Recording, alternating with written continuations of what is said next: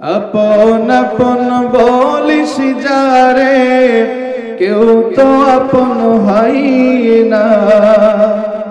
আপন আপন বলিস যারে, কেউ তো আপন হয় না। স্বার্থ ছাড়া এই ভুবনে কেউ তো কারোর রয় না। স্বার্থ ছাড়া এই দুনিয়ায় কেউ তো আপন রয় না। চোখ বুঝিয়া ভাবরে মন, কে তোর আপন জন। ভালোবাসা পাওয়ার জন্য আছে কি কারণ? চোখ বুঝিয়া ভাবরে মন, কে তোর আপন জন। ভালোবাসা পাওয়ার জন্য আছে কি কারণ?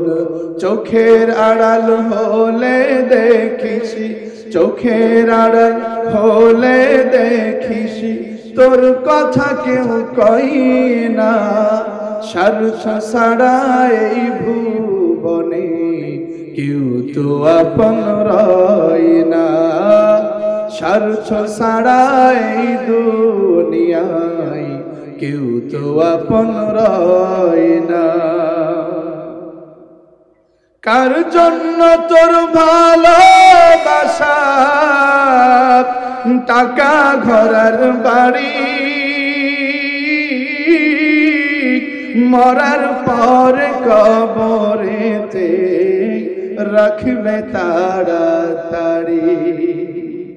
কার জন্য তোর ভালোবাসা, টাকা ঘরের বাড়ি,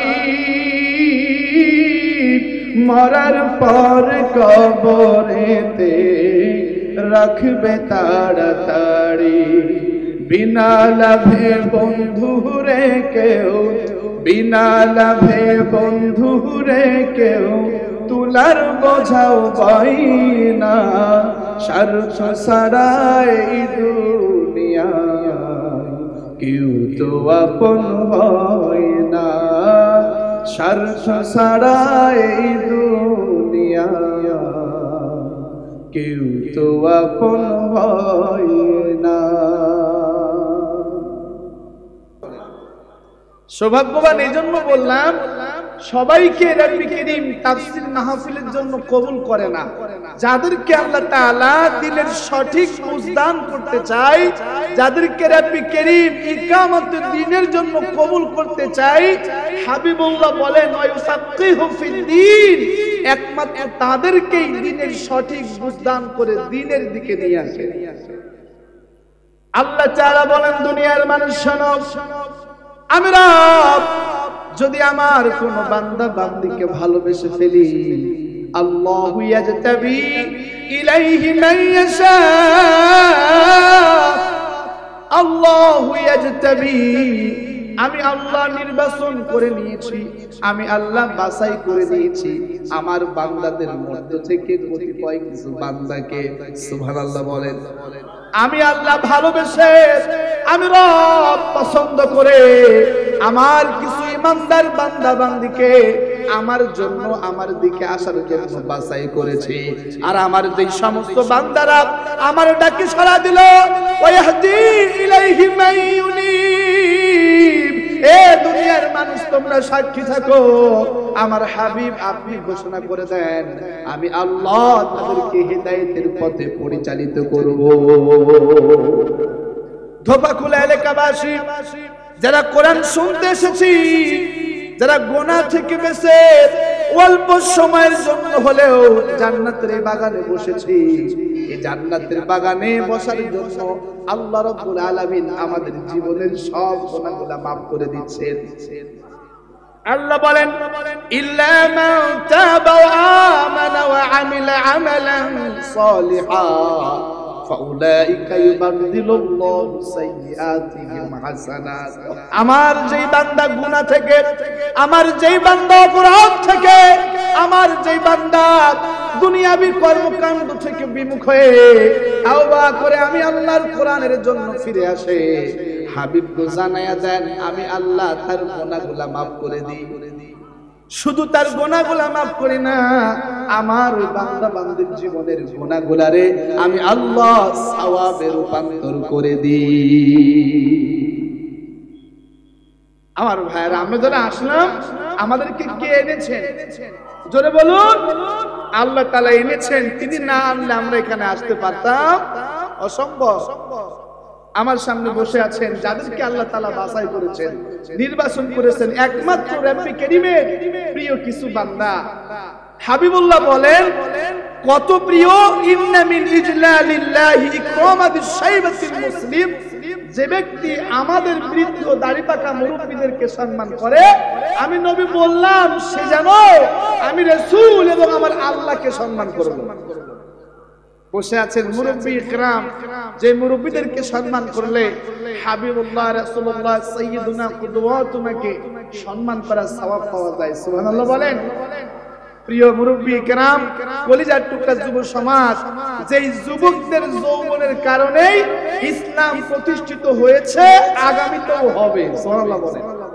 ছোট কচিকাঁচা সোনামণিরা, পর্দার আড়ালে বসে আছেন আমার সম্মানিতা মা ও বোনেরা, মাইকের আওয়াজ যত দূর অবধি যায় সকলের প্রতি আমার আবার আন্তরিক সালাম, আসসালামু আলাইকুম ওয়া রাহমাতুল্লাহ। আজকের মাহফিলে আসতে পেরে আপনারা খুশি না বেজার? কে কে খুশি একটা হাত তোলা দেন তো।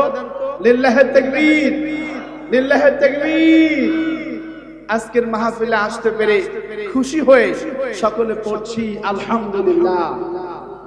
দুরূদ এবং সালাম মানবতার মহান আলোর দিশারি, যার আদর্শিক বিপ্লবে উদ্ভাসিত হয়েছে বিশ্ব মানবতা, আলোকিত হয়েছে মানব সভ্যতা, যে নবীজির উপরে দুরূদ এবং সালাম পেশ করলে ওই দুরূদ এবং সালাম কোন ফেরেশতার আগে কোন ফেরেশতা হাবিবুল্লাহর রওজায় নিয়ে যাবে, এটা নিয়ে ফেরেশতাদের মধ্যে প্রতিযোগিতা শুরু হয়ে যায়। আমার নবী বলেন কত সুন্দর করে, ইন্না লিল্লাহি মালাইকাতান সাইয়্যাহিনা ফিল আরদি ইউবাল্লিগুনি মিন উম্মতি আসসালাম। আমার উম্মত নারী পুরুষ শোনো, তোমরা শোনো, যখন তোমরা আমি নবীর উপরে দুরূদ এবং সালাম পেশ করো, কোন ফেরেশতার আগে কোন ফেরেশতা সেই দুরূদকে আমি নবীর কাছে পৌঁছাই, এইটা নিয়ে ফেরেশতাদের মধ্যে প্রতিযোগিতা শুরু হয়ে যায়। শুধু এটা নয়, যারা আমি নবীর উপরে দুরূদ পড়ে, দুরূদ আওলান নাস বি ইয়াউমাল কিয়ামাতি আকতারুহুম আলাইয়া সালাত। সুবহানাল্লাহ বলেন। নবীজি আমার কত সুন্দর করে বলেন, আমি হাদিসের অনুবাদ করার আগে জানতে চাই, আমার প্রিয় আমার ভালোবাসার মুহাব্বতের এলাকাবাসী, আমি জানতে চাই কিয়ামতের ময়দানে আপনারা কি নবীর সঙ্গে হাসর নাসর হোক এটা চান? নবীজির কাছে থাকতে চান? কে কে চান? লিল্লাহি তাকবীর। আমার নেতা তোমার নেতা, আমার নেতা তোমার নেতা। নবীজি কত সুন্দর করে বলছেন, আউলান নাস বি ইয়াউমাল কিয়ামাতি আকতারুহুম আলাইয়া সালাত। আমি নবীজির সবচাইতে নিকটে আমার সেই উম্মত নারী পুরুষ থাকবে। আমার যে উম্মত নারী পুরুষ হাঁটতে চলতে উঠতে বসতে জীবনের সবখানে আমি নবীর উপরে দুরূদ এবং সালাম পেশ করে। শুধু এটা নয়, ও প্রিয় এলাকাবাসী, কি করে বোঝায়? মনে অনেক দুঃখ, অনেক কষ্ট, অনেক যাতনা। দুনিয়ার মানুষের কাছে বলে নিজেকে হাসির পাত্র বানাবেন না। বলেন তো মনের দুঃখ কষ্ট যন্ত্রণা কাকে বলবো? নবীজি বলছেন, শোনো দুনিয়ার মানুষ, যদি তোমরা তোমাদের দোয়াগুলারে কবুল করাতে চাও, যদি তোমাদের দুনিয়ার নেক মাকসুদ গুলা পূরণ করতে চাও, আখিরাতে নাজাত চাও, ইজআলুনি ফি ওয়াসাতাদ দুআ আওয়ালাহু ওয়াল আখিরাহ। সুবহানাল্লাহ। আমার রাসূল বলেন, তোমরা তোমাদের দুয়ার শুরুতে তোমরা তোমাদের দোয়ার মধ্যখানে তোমরা তোমার দোয়ার শেষে আমি নবীর উপরে দুরূদ রাখো। কেন রাখবা শোনো, যেই দোয়ায় দুরূদ থাকে না, যে দোয়ার শুরুতে শেষে মধ্যখানে দুরূদ থাকে না, ওই দোয়া আসমান এবং জমিনের মধ্যবর্তী জায়গায় ঝুলন্ত থাকে। কিন্তু যেই দোয়ার মধ্যে আমি নবীর উপরে দুরূদ থাকে, দুরূদ আমি নবী বললাম, সেই পর্দা সরিয়ে দুরূদের বরকতে আমার আল্লাহ আমার উম্মত নারী পুরুষের যেই দোয়াকে কবুল এবং মঞ্জুর করে নেয়। আমার হালিম ভাই আমাকে বলছিল যে দোয়ার উপরে একটু কথা বলতে। কিসের উপরে বলেন তো? দোয়ার উপরে। দোয়া দোয়া সম্পর্কে আমার নবীজি বলছেন যে আদ-দুআউ সিলাহুল মুমিন ওয়া ইমাদুদ্দিন ওয়া নূরুস সামাওয়াতি ওয়াল আরদ। এ দুনিয়ার মানুষ, আদ-দুআউ সিলাহুল মুমিন, দোয়া হলো ঈমানদারের অস্ত্র। সুবহানাল্লাহ বলেন। যুদ্ধের ময়দানে যোদ্ধারা যেমন প্রতিপক্ষের আঘাত থেকে নিজেকে আত্মরক্ষা করার জন্য ঢাল ব্যবহার করে, ঠিক তেমনি ঈমানদার জাহান্নামের সমস্ত রাস্তা থেকে বাঁচার জন্য জান্নাতে পরিচালিত হওয়ার জন্য যে ঢাল অস্ত্র ব্যবহার করে, সেই অস্ত্রের নাম হলো দোয়া। দোয়ার মাধ্যমে আমাদের জীবন পরিবর্তন হয়ে যাবে। সুবহানাল্লাহ বলেন। দোয়া করলে লস নাই, লাভ আছে। আমার নবীজি বলেন, খাদিমুর রাসূল আনাস থেকে বর্ণিত, আমার নবী বলেন তোমরা বেশি বেশি করে দোয়া করো, কেননা রাব্বি কারীম বলেছেন ওয়াকালা রাব্বুকুম উদউনি আস্তাজিব লাকুম। আমার আল্লাহ তাআলা কত সুন্দর করে বলছেন, ও দুনিয়ার মানুষ, ওয়াকালা রাব্বুকুম উদউনি আস্তাজিব লাকুম, তোমরা আমি রবের কাছে দোয়া করো, আমি মালিকের কাছে চাও, আমি আল্লাহ তোমাদের দোয়াগুলোরে কবুল মঞ্জুর করে নেব। সুবহানাল্লাহ বলেন। আমার আল্লাহ কত সুন্দর করে বলেন, হাবিব ওয়া ইযা সালাকা ইবাদি আন্নি ফাইন্নী করিব উজিবু দাওয়াতাদ দাঈ ইযা দাআ। আমার হাবিব গো, ওগো রাসূল, ওগো আমার প্যারা হাবিব, আমার বান্দা বান্দি যখন আমি আল্লাহ সম্পর্কে জিজ্ঞাসা করে, আমার বান্দা বান্দি যখন বলে ওগো রাসূলুল্লাহ আমার আল্লাহ কোথায়, তখন আপনি বলে দেন ফাইন্নী করিব, আমি আল্লাহ আমার বান্দার অতি নিকটে। আমরা বললাম মালিক গো আপনি আমাদের কত নিকটে? মালিক বলেন ওয়ানাহনু আকরাবু ইলাইহি মিন হাবলিল ওয়ারিদ। হাবিব বলেন, আল্লাহ রাব্বুল আলামিন বলেন হাবিব গো জানায়া দেন আমি আল্লাহ ওয়ানাহনু আকরাবু ইলাইহি মিন হাবলিল ওয়ারিদ, আমি আমার বান্দার এই যে শাহরগ গিরিবাস্থিত ধমনী, আমি আল্লাহ আমার বান্দার শাহরগ গিরিবাস্থিত ধমনীর চাইতেও অতি নিকটে অবস্থান করি। কেন করি? আমার বান্দার রাতের আধারে কি প্রয়োজন, আমার বান্দার একাকিত্ব জীবনে কি প্রয়োজন, আমার বান্দার দুনিয়াতে কি প্রয়োজন, তখন প্রয়োজন আমার বান্দা যখন একা থাকে, আমার বান্দা যদি হঠাৎ করে স্টপ করে, একটা গ্লাস পানি দেওয়ার মতো কেউ নাই, তখন আমি আল্লাহ আমার বান্দার অতি নিকটে থাকি। সুবহানাল্লাহ বলেন। আমার বান্দা যখন ডাকে, ডাকতে দেরি রে দুনিয়ার মানুষ, আমি আল্লাহ আমার বান্দা বান্দির ওই ডাকে সাড়া দিতে দেরি করি না। আমার বান্দার কখন কি প্রয়োজন, আমার বান্দার অন্তরের ভিতরে, অন্তরের গহীনে লুকায়িত দুঃখ কষ্ট যন্ত্রণা, আমার বান্দার প্রকাশ্য আমার বান্দার অপ্রকাশ্য সব আমি আল্লাহ জানি। আমি আল্লাহ এই জন্য আমার বান্দার নিকটে, আমার বান্দার কখন কি প্রয়োজন বান্দা চাওয়ার সঙ্গে সঙ্গে আমি আল্লাহ সেইটা দেওয়ার জন্য প্রস্তুত থাকি। দোয়া করলে লস নাই। নবীজি বলছেন, খাদিমুর রাসূল বর্ণনা করেছেন যে দোয়া করলে আল্লাহ তাআলা তিন ভাবে দেয়। কয় ভাই বলেন তো? তিন ভাবে দেয়। ভাই আমি একটু অসুস্থ, বুঝছেন, কালকে আমি আমি বলি না এগুলা, আমি ভোলাতে ছিলাম, আমার ওই যে সালাউদ্দিন ভাই হালিম ভাই আমাকে ফোন দিয়েছে। আমি গতকাল রাতেই মাহফিল শেষ করেছি 12টার দিকে, ওই ভোলা মেঘনা নদীতে আমি আবার ওই স্পিড বোটের যোগে আসছি। এরপরে আমি সকাল 6টায় যশোরে পৌঁছাইছি, একটা প্রোগ্রাম ছিল সাংগঠনিক, সেখানে চলে গেল এক বেলা। এই আসতে একটু ঘুমাইতেও পারিনি, আবার আপনাদের এখানে আসলাম। তো মোটামুটি আমার কথা কি বোঝা যায়? বোঝা যায়? ঘন্টা খানিক শোনা যাবে তো ইনশাআল্লাহ? কথা বলছি কাজ জোরে বলুন। ইমানদারের কথা শুনলে ভালো লাগে, আল্লাহ তাআলার কথা বললে ভালো লাগে ইমানদারের, ঠিক কিনা বলেন? আমরা সবাই ভাই ভাই, কেউ আমাদের শত্রু নয়। আমরা কাউকে আঘাত দিয়ে কথা বলতে চাই, ইসলাম আঘাত দিতে আসে নাই, বরং ইসলাম তার উদারতার মাধ্যমে সমস্ত কঠোর মানুষের হৃদয়কে বিগলিত করেছে। সমস্ত কঠোর হৃদয়ের মানুষেরা ইসলামের কাছে আসলে দুর্বল হয়ে যায়। সুবহানাল্লাহ। আমরাও দুর্বল ইসলামের কাছে, ঠিক কিনা? কোন দল করে আমি বুঝি না, সে যে দল করুক না কেন, কিন্তু ইসলামের প্রশ্নে আমরা এক, ঠিক কিনা বলেন? ইসলামের প্রশ্নে আমরা কি বলেন, কি এক। ইসলাম যেখানে, দল মত নির্বিশেষে আমরা সবাই সেখানে। কে কে রাজি আছেন? লিল্লাহি তাকবীর। আচ্ছা, আরেকটা স্বীকারোক্তি নিতে চাই, ইসলাম যারা কায়েম করতে চায় তাদের সঙ্গে থাকতে হবে। পারবেন? পারবেন? আমাদের জীবনটা পরিচালিত হবে ইসলাম কেন্দ্রিক। কি কেন্দ্রিক? ইসলাম যেটা বলতে বলেছেন বলবেন, ইসলাম যেটা বলতে মানা করেছে বলবেন না, ইসলাম যেটা করতে বলেছে করবেন, ইসলাম যেটা করতে মানা করেছে করবেন না। ইসলাম যে দল করতে বলেছে করবেন, ইসলাম যেই দল তালাক দিতে বলেছে সেই দলকে তালাক দিতে হবে। ইসলামের বাইরে ইমানদার একটি সেকেন্ডও অতিবাহিত করতে পারে? আমাদের সব শয়নে স্বপনে, আমাদের শয়নে স্বপনে প্রকাশ্য অপ্রকাশ্য সঙ্গবদ্ধ একাকিত্ব আমাদের গোটা জীবন কার জন্য হবে? বলুন, কার জন্য হবে? তাহলে ইসলাম যা বলেছে আমরা সেটা করব ইনশাআল্লাহ। বলেন কে কে রাজি আছে? লিল্লাহি তাকবীর, লিল্লাহি তাকবীর। তাহলে ইমানদারের অস্ত্রের নাম হলো দোয়া। কি বলেন? জোরে বলুন। কার কাছে করবেন?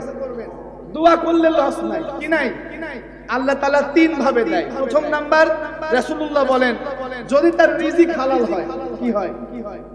তিন ভাবে আল্লাহ দেয়। আবার দোয়া কবুলের শর্ত তিনটা। সুবহানাল্লাহ বলেন। সবাই দোয়া আল্লাহ কি কবুল করে? করবে না। দোয়া কবুলের শর্ত হলো তিনটা। প্রথম নাম্বার হলো দোয়াকারীর দোয়ার মধ্যে শিরিক থাকা চলবে না। কি থাকা? শিরিক থাকা চলবে না। দ্বিতীয় নাম্বার, মুনাফিকের দোয়া আল্লাহ কবুল করে না। তৃতীয় নাম্বার, যারা হারাম খায়, যারা বেদাতি, ওদের দোয়া আল্লাহ কবুল করে। তাহলে শিরিক কুফর নেফাক মুক্ত, হারাম মুক্ত, নির্ভেজাল খাঁটি ঈমানের মাধ্যমে দোয়া করলে ওই দোয়া কে কবুল করে? কে কবুল করে? আমাদের অস্ত্রের নাম হলো দোয়া। কি বলেন তো?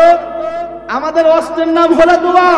যেই সময় বাংলার জমিনে জুলুম, নিপীড়ন, নির্যাতনের মাধ্যমে এমন কোন ঘর নাই যেই ঘরে জুলুম করা নাই, মাজলুমদের আত্মনাদ বদদুয়ার কারণে পৃথিবীর মানচিত্রে কোনো জালেম টিকতে পারবেও না। আপনার কি মনে হয় জালেম পালিয়েছে ছাত্রদের মাধ্যমে? না, জালেম পালিয়েছে মাজলুমের বদদুয়ায়। বলেন বলেন। হ্যাঁ, জালেম পালিয়েছে মাজলুমের বদদুয়ায়, ঠিক কিনা বলেন?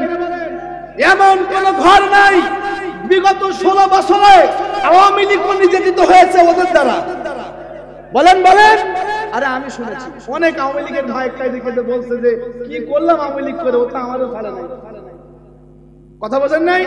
আওয়ামী লীগ, বিএনপি, জামাত, জাসদ, বাসদ, প্রায় মুষ্টিমেয় কিছু লোকের কাছে সবাই জিম্মি ছিল, সবাই ছিল মাজলুম। মাজলুমরা দোয়া করেছে, শুনেছে কে? শুনেছে কে? নবীজি বলছেন খবরদার মাজলুমের বদদুয়াকে ভয় করো। মাজলুমের বদদুয়াকে, কারণ মাজলুমের বদদুয়ার মাঝে আল্লাহর মাঝে কোনো পর্দা নাই। কি নাই? তাহলে জালেম পালায়েছে কাদের বদদুয়ায়? হ্যাঁ, মাজলুমের। আমরা কি জালেম হব না মাজলুম হব? বলেন বলেন। খবরদার কারোর উপর জুলুম করা যাবে না, কারণ কিয়ামতের ময়দানে জালেমের জুলুম সবচাইতে বেশি অন্ধকার হয়ে ব্যক্তিকে গ্রাস করে ফেলবে। আল্লাহ তাআলা আমাদেরকে জালেম হওয়া থেকে হেফাজত করুক, আমিন। আমরা মাজলুম হতে চাই। কি হতে চাই? আমরা জালেম হতে চাই ইনশাআল্লাহ। বলেন দোয়া কবুল হবে তিন ভাবে। প্রথম নাম্বার, যদি রিজিক হালাল হয়, নিয়তটা ঠিক থাকে, বেদাত না থাকে, হারাম না থাকে, তাহলে আল্লাহ প্রথম নাম্বার যা চাই দুনিয়াতে তাই দিয়ে দেয়। নবীজি বলেন যদি দুনিয়াতে না দেয় তার দোয়া করার কারণে আল্লাহ রাব্বুল আলামিন তার কিছু গুনাহকে maaf করে দেয়। সুবহানাল্লাহ বলেন। তৃতীয় নাম্বার, যদি গুনাহ না maaf করে কিয়ামতের ময়দানে রব্বি কারীম বলবে, আমার বান্দা আমি আল্লাহ তোরে maaf করতে চাই, তোর কি maaf পাওয়ার মতো কোনো পাথেও আছে? তখন আপনি আমি বলবো, মালিক দুনিয়াতে দোয়া করেছিলাম, দোয়া তো দুনিয়াতে পূরণ করে দাও নাই, এখন সেটা চাই। আল্লাহ বলবেন, যা দুনিয়াতে করা তোর দোয়ার মাধ্যমে আমি আল্লাহ আজকে তোর জাহান্নাম থেকে বাঁচাইয়া দিলাম। দোয়া করলে লস নাই, হয় দুনিয়াতে দিবে, কি ব্যাপার, হয় দুনিয়াতে দিবে, নতুবা আল্লাহ গুনাহ maaf করে দেবে, নতুবা কিয়ামতের ময়দানে জাহান্নাম থেকে বাঁচায়া দেবে। সুবহানাল্লাহ বলেন। তাহলে দোয়া করতে হবে, কি করতে হবে? আর ওই দোয়ার মধ্যে থাকা লাগবে দুরূদ। কি থাকা লাগবে? দুরূদ। ইজআলুনি ফি ওয়াসাতাদ দুআ আউওয়ালাহু ওয়াল আখিরা। নবীজি বলেন, তোমরা দোয়ার শুরুতে, মধ্যখানে, শেষে আমি নবীর উপর দুরূদ রাখো, কেননা দুরূদের বরকতে ওই বান্দা বান্দির দোয়াকে আল্লাহ কবুল করে নেয়। সম্মানিত ভাইয়েরা আমার, তাহলে আমরা দুরূদ এবং সালাম পড়ছি সেই রাসূলুল্লাহর প্রতি, যেই রাসূলুল্লাহর উপরে দুরূদ পড়লে কিয়ামতের ময়দানে নবীজির অতীব নিকটে থাকা যায়। সুবহানাল্লাহ বলেন। সেই নবীজির উপরে জবানের সবটুকু আওয়াজকে বুলন্দন করে, দিলের সবটুকু মুহাব্বতকে বিসর্জন দিয়ে, আকাশ বাতাসকে প্রকম্পিত করে আমরা সকলেই ভক্তি এবং শ্রদ্ধা দিয়ে দুরূদ এবং সালাম খানায় কাবায় পাঠাচ্ছি, আমরা সোনার মদিনায় পাঠাচ্ছি, সকলে পড়ছি সাল্লাল্লাহু সাল্লাল্লাহু। প্রিয় উপস্থিতি, আপনাদের সামনে আমি তেলাওয়াত করেছি কোরআন কারীমের 6 নম্বর সূরা। কত নম্বর সূরা? 6 নম্বর সূরা, সূরা আল আনআমের 82 নম্বর আয়াত। আমি খুব অল্প পরিসরে ঈমানের মূল্য সম্পর্কে বলবো ইনশাআল্লাহ। বলে আলোচনার মধ্যে প্রবেশ করার আগে আমি জানতে চাই, আপনার আমার কাছে রব্বি কারীমের একটা গচ্ছিত সম্পদ আছে, যে সম্পদ ফি কুলুবিহিমুল ঈমানিহিম, যে সম্পদকে আল্লাহ আমাদের গোটা বডির সবচাইতে দামি জায়গা কল, তার মধ্যে রেকর্ড করে রেখেছেন, সেভ করে রেখেছেন। সেই দামি সম্পদের নাম কি বলেন তো? ঈমান। বলেন, জোরে বলুন, ঈমান কই থাকে? বলেন বলেন। আচ্ছা, এবার ঈমান সূরার নাম কি? বলেন বলেন। ঈমান সূরার নাম হচ্ছে শয়তান। শয়তান কই থাকে? কলবের নিচে। কই থাকে? আমাদের সবচেয়ে দামি সম্পদ ঈমান, কই থাকে? কলবে। আর ঈমান সূরার নাম হচ্ছে শয়তান। শয়তান কই থাকে? কলবের নিচে। কেন? শয়তান আমাদের মুখ দিয়া এমন কথা বের করতে চায়, শয়তান আমাদের কাজকর্ম এমন ভাবে ঘটাতে চায়, শয়তান আমাদের ঈমান আকীদা এমন ভাবে ধ্বংস করতে চায়, যাতে করে আমাদের কলব থেকে ঈমান সরে গিয়া ওখানে শয়তান কুফরিকে ঢোকাতে পারে। এই জন্য তাফসীর ইবনে কাসির প্রণেতা ইবনে কাসির রাহমাতুল্লাহ আলাইহি কত সুন্দর করে বলছেন, আল কোরআনু শিফাউন মিন কুল্লি আমরাদিন মিনাল কলব মিনাশ শাক্কিন ওয়ান নিফাকিন ওয়াশ শিরকি ওয়াজ যায়গিন ওয়া মাইলিন। সুবহানাল্লাহ বলেন। ইবনে কাসির প্রণেতা রাহমাতুল্লাহ আলাইহি বলছেন, যদি কোরআন কেউ গবেষণা করে, কোরআন কেউ পড়ে, এই কোরআন সেই ব্যক্তির অন্তর থেকে 5টি ভয়ঙ্কর মারাত্মক ব্যাধিকে দূর করে দেয়। আল্লাহ বলেন, ওয়া মুনাজ্জিলু মিনাল কুরআনি মা হুয়া শিফাউ ওয়া রাহমাতুল লিল মুমিনিন। আমি মালিক যে কিতাব, যে কোরআন নাজিল করেছি, এই কিতাব, এই কোরআন হলো ঈমানদারের অন্তরের ঔষধ। আর ইবনে কাসির রাহমাতুল্লাহ আলাইহি বলছেন, কোরআন গবেষণা করলে, স্টাডি করলে, পড়লে কোরআন মানুষের অন্তর থেকে 5টা ভয়ঙ্কর জঘন্য ব্যাধি দূর করে। কি? মিনাশ শিরকিন, শিরক দূর করে দেয়, ওয়াশ শাক্কিন, সন্দেহ দূর করে দেয়, ওয়ান নিফাকিন, নিফাক দূর করে দেয়, ওয়াজ যায়গিন, বক্রতা দূর করে দেয়, ওয়া মাইলিন, নির্দিষ্ট ঝোঁক বের করে দেয়। আমার ভাইরা, তার মানে ইবনে কাসির রাহমাতুল্লাহ আলাইহি বলেন, ঈমান যেখানে থাকে সেখানে থাকে শয়তান। কেন? শয়তান ঈমানদারকে শিরক করায় বেঈমান বানাতে চায়, শয়তান ঈমানদারকে কুফরি করায় বেঈমান বানাতে চায়, শয়তান ঈমানদারের অন্তরে সন্দেহ ঢুকায়া সন্দেহ প্রবণ বানায়া তারে বেঈমান বানাতে চায়। শয়তান মানুষের অন্তরে নির্দিষ্ট ব্যক্তি দলের প্রতি ঝোঁক বানায়া ঈমান থেকে সরাতে চায়। শয়তান মানুষের অন্তরের ভিতরে বক্রতা একগুঁয়েমি ঢুকায়া দিয়া ঈমান থেকে সরাতে চায়। এই পাঁচটা হলো অন্তরের রোগ। কি রোগ? আরে রোগ দেয় কে?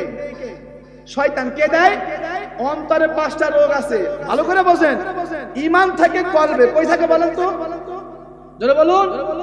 ঈমান থাকে কলবে, শয়তান থাকে কলবের নিচে। কেন থাকে?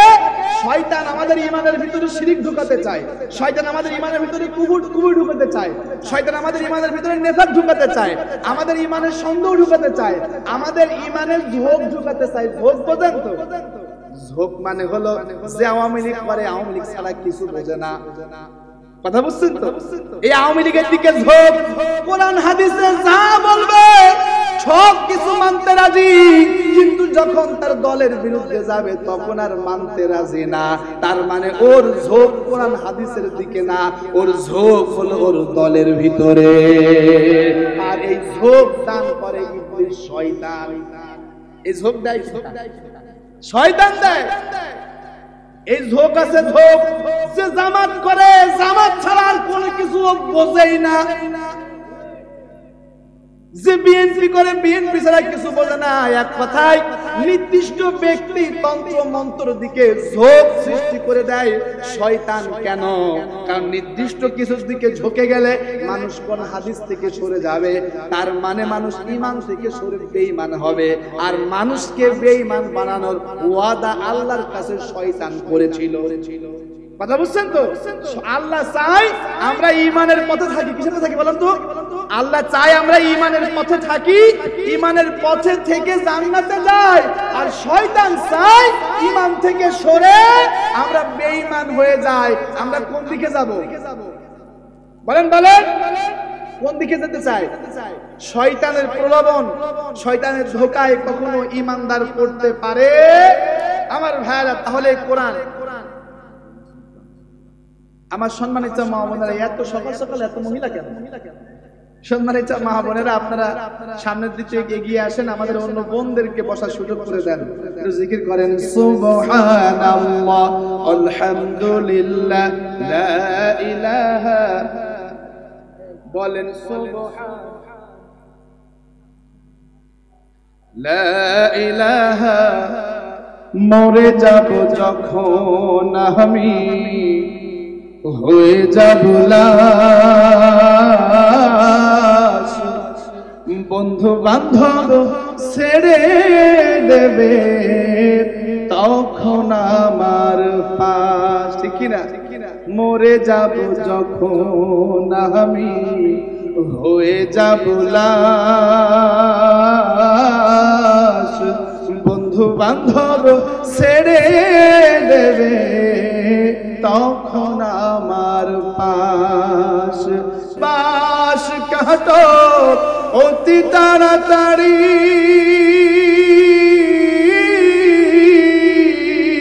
কেউ বলবে মাটি দিয়ে যাব কখন বাড়ি। আজ আমি জীবিত বলে সবাই আমার আপন, মরার পরে সঙ্গী হবে শুধুই সাদা কাফন, মরার পরে সঙ্গী হবে শুধুই সাদা কাফন। লিল্লাহির তাকবীর। আমার ভাইরা, তাহলে শয়তান আমাদের কলবের নিচে থাকে। কেন? আমাদেরকে কি বানাতে চাই? বেঈমান। বলেন। দেখেন আব্দুল্লাহ ইবনে মাসউদ রাদিয়াল্লাহু তাআলা আনহু কত সুন্দর করে বলছেন, ঈমানের রাস্তার আঁকে-বাঁকে ইবলিস শয়তান বসে থাকে। কেন? ওখানে বসে বলে, ইয়া আব্দুল্লাহ ইউনাদি হাদা তরিক। শয়তান ঈমান নামক রাস্তার আঁকে-বাঁকে বসে থেকে মানুষকে ইনভাইট করে, মানুষকে নিমন্ত্রণ করে, মানুষকে দাওয়াত দেয় ঈমানের রাস্তায়। গুনাহের জিনিসগুলাকে সুন্দরভাবে সুসজ্জিত করে শয়তান মানুষকে ডাকে, ইউনাদুনা ইয়া আব্দাল্লাহ, ও আল্লাহর গোলাম এদিকে আসো, হাযাত তরিক, এটা হলো সঠিক রাস্তা। ভালো করে বোঝেন, ঈমান নামক রাস্তার আঁকে বাঁকে বসে আছে ইবলিস। কে বলেন? ইবলিস কি নিয়ে বসে আছে? বিভিন্ন গুনাহের সামগ্রী, বিভিন্ন অপরাধের কর্মকাণ্ডগুলা শয়তান নিয়ে বসে আছে। অপরাধগুলাকে সুসজ্জিত করে কেন? কেন শয়তান মানুষকে ঈমান থেকে সরাইয়া গুনাহ করাতে চায়। আমার ভাইয়েরা, ঈমান নামক রাস্তার কিছু দূরে গেলে শয়তান বসে আছে সুদ নিয়া। ঈমান নামক রাস্তার আর কিছু দূরে গেলে শয়তান বসে আছে নেফাকি নিয়া। ঈমান নামক রাস্তার আরেকটু দূরে গেলে শয়তান বসে আছে ঘুষ নিয়া। ঈমান নামক রাস্তার আরেকটু দূরে গেলে শয়তান বসে আছে জিনা নিয়া। ঈমান নামক রাস্তার আরেকটু কিছু দূরে গেলে শয়তান মদ, জুয়া, খারাপ, খুন খারাপি, মানুষের তৈরি করা তন্ত্র মন্ত্র, জাতীয়তাবাদ নিয়ে বসে আছে। মানুষের তৈরি করা তন্ত্র মন্ত্র, সেকুলারিজম নিয়ে বসে আছে। আরেকটু দূরে গেলে ন্যাশনালিজম নিয়ে বসে আছে। এক কথায় ঈমান নামক জান্নাতের আঁকে-বাঁকে শয়তান বিভিন্ন গুনাহের পথ খুলে বসে আছে। কেন? গুনাহ করাইয়া শয়তান ঈমানদারকে ঈমান থেকে বিচ্যুত করাতে চাই। কথা বুঝে ফেলেছেন তো? শয়তান কিন্তু আমাদের হাত ধরে গুনাহ করায় না। যে ব্যক্তি, আমার যেই বোনটা পর্দা করে না, শয়তান কি ওর বোরকা টেনে খুইলে বিভৎস করেছে নাকি? করে নাই। কিন্তু যে ব্যক্তি মনিহার হলে যায়, শয়তান কারোর হাত ধরে বলে না চল ভাই সিনেমায় যাই, এক টিকিটই যেন কি বলে, এক টিকিটই দুই ছবি, এরকম আছে না? যে ব্যক্তি সিনেমা হলে যায়, শয়তান কখনো বলেছে যে বাবা দি চল একটু সিনেমা দেখে আসি? শয়তান কখনো হাত ধরে কাউকে গুনাহ করায় না। শয়তানের কাজ হলো ঈমান নামক রাস্তার আঁকে বাঁকে গুনাহের কাজগুলাকে ঈমানদারের চোখে সুন্দর করে সুসজ্জিত করা। শয়তান নারীদেরকে বুঝাইছে বুরকা তোমার উপরে আযাব, বুরকা খুলে তুমি বিবস্ত্র হয়ে করো, তোমারে সুন্দর দেখা যায়। তার মানে কি? পর্দাহীন মহিলা সুন্দর। যারা পর্দাহীন মহিলা ঘুরে বেড়ায়, শয়তান ওরে বুঝাইছে তুই পর্দা করার দরকার কি, তোর তো দম মুখ বন্ধ হয়ে যেতে পারে। বুঝাইছে কে? আল্লাহ বলেন ওয়াকরনা ফি বুয়ুতিকুন্না ওয়ালা তাবাররাজনা তাবাররুজাল জাহিলিয়াতিল উলা। এই দুনিয়ার নারীরা জাহিলি যুগের নারীদের মতো বেপর্দায় হেলে দুলে, বেহায়ার মতো বেপর্দায় তোমরা ঘুরে বেড়াবে না। কে বলেছেন? আল্লাহ বলছেন নারীরা পর্দা করো, আর শয়তান বলছে পর্দা তোমার উপরে জুলুম। শয়তান হলো দুই প্রকার। কয় প্রকার বলেন? মিনাল জিন্নাতি ওয়ান নাস, মানুষ শয়তান আর জিন শয়তান। কথা বুঝছেন? মানুষ শয়তান, জিন শয়তান। জিন শয়তান কখনো সরাসরি আপনার হাত ধরে গুনাহ করায় না, কিন্তু মানুষ শয়তান সরাসরি আপনার হাত ধরে টেনে ঈমান থেকে সরাইয়া ঈমানহীনতার দিকে নিয়ে চলে যায়।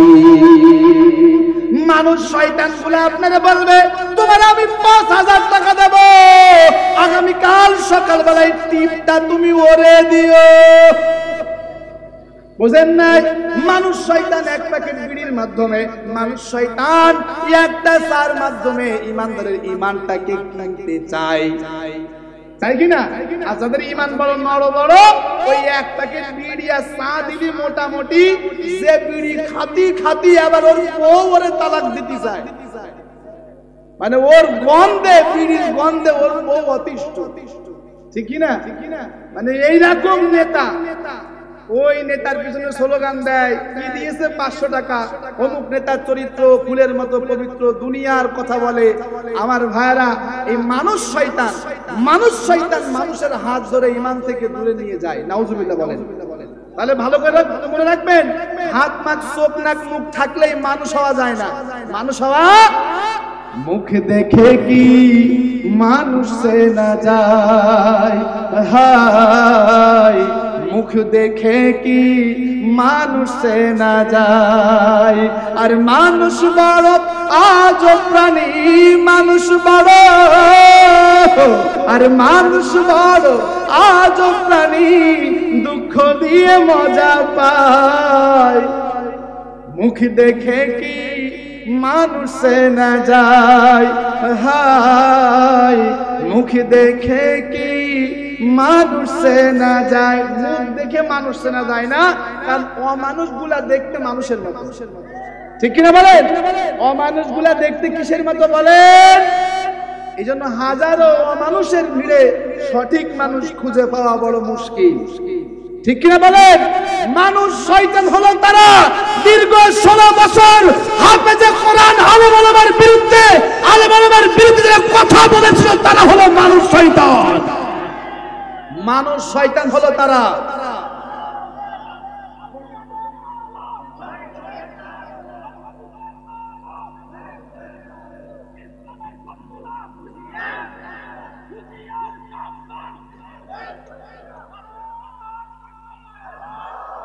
মানুষ শয়তান হলো তারা যারা বলেছিল আল্লামা সাঈদী কিছু না করলে কি তারা ধরেছে নাকি?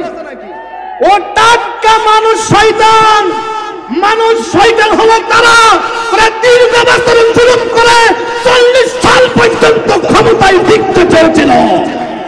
মানুষ শয়তান হলো তারা যারা আল্লামা সাঈদীকে অপচিকিৎসার মাধ্যমে শহীদ করে দিয়েছে। ওরা সব মানুষ শয়তান। কি শয়তান? জোরে বলেন।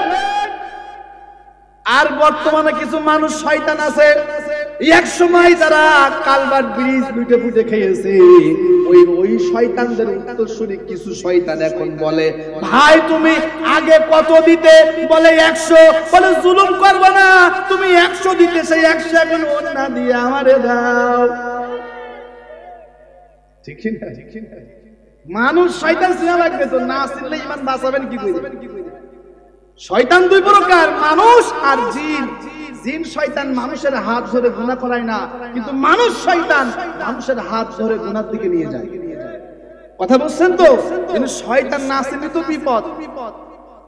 আল্লাহ বলছেন ইয়া আইয়ুহাল্লাযীনা আমানু উদখুলু ফিস সিলমি কাফা ওয়া লা তাত্তাবিউ খুতুওয়াতিশ শাইতান ইন্নাহু লাকুম আদুউম মুবিন।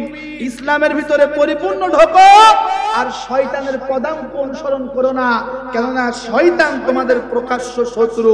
শয়তানের পথ, শয়তানের মত, শয়তানের তন্ত্র মন্ত্র অনুসরণ করতে কে নিষেধ করেছেন? জোরে বলুন। তাহলে মানুষ শয়তান চিনতে হবে না বলেন? মানুষ শয়তান হলো তারা যারা এখন বয়স্ক ভাতার কাঠ চুরি করার ধান্দা নিয়েছে। মানুষ শয়তান হলো তারা 5 আগস্টের পর তারা আমার খাল বিল মদিনালা হাট বাজার দখল করার হরিলুট শুরু করেছে। তাহলে এই শয়তানদের সঙ্গে থাকা যাবে? জোরে বলেন।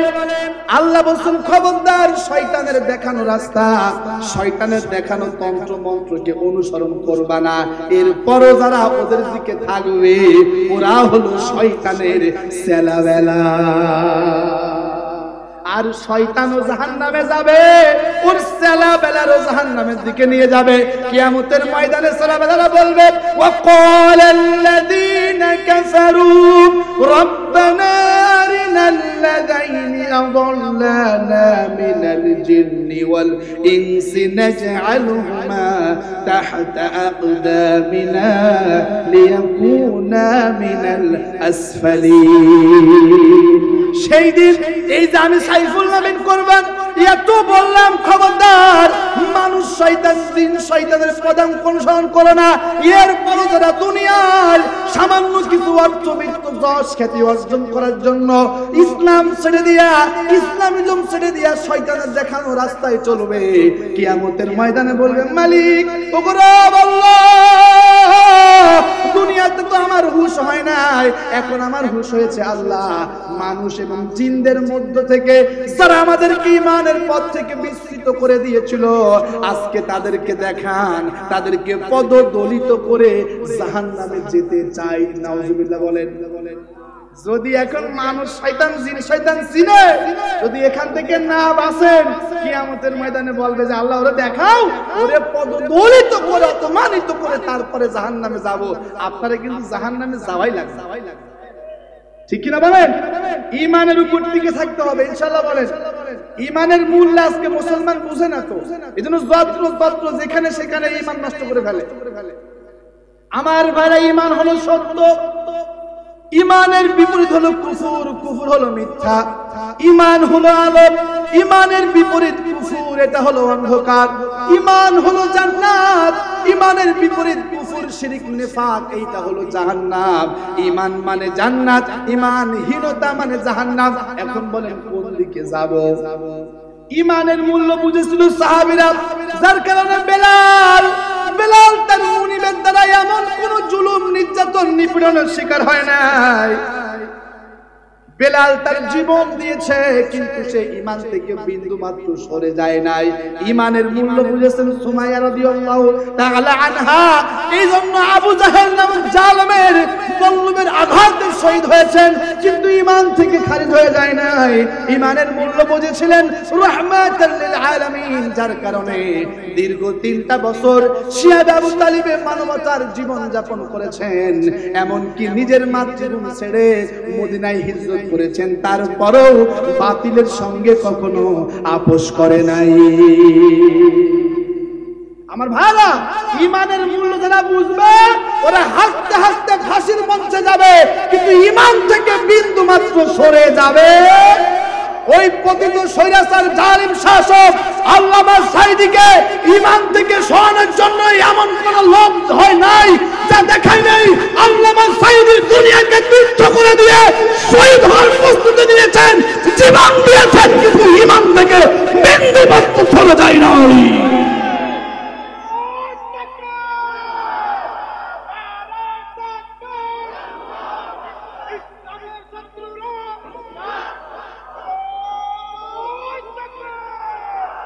আমার ভাইরা, আমাদের রাহাবাররা আমাদের শিখিয়েছেন যে জমিন হলো জমিন যার, আসমান যার, হুকুম চলবে তার।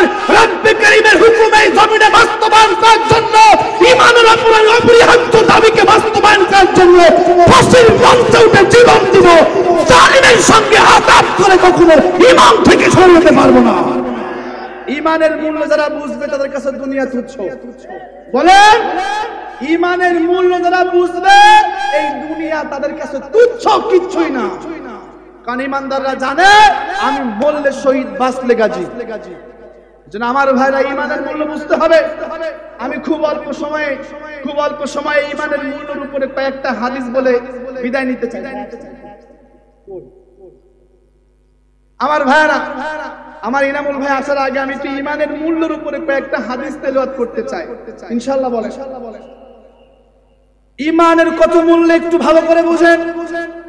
কিয়ামতের ময়দানে যখন সমস্ত জান্নাতি এবং জাহান্নামীদেরকে রব্বি কারীম ফাইনাল করে দিবেন, কিয়ামতের কঠিন মুসিবতের সময় আদম সফিউল্লাহ, ইব্রাহিম খলিলুল্লাহ, ঈসা রুহুল্লাহ, যখন ইসমাঈল যবিহুল্লাহ ইল্লা মুহাম্মদ সাল্লাল্লাহু আলাইহি ওয়াসাল্লাম, আপনার আমার প্যারা নবী ছাড়া আর সমস্ত পয়গম্বর আদম সফিউল্লাহ থেকে কিয়ামত পর্যন্ত সমস্ত নারী পুরুষ মানুষেরা সবাই সিজদায় পড়ে বলবে ইয়া রাব্বি ইয়া নাফসি, ও মালিক আমার কি হবে?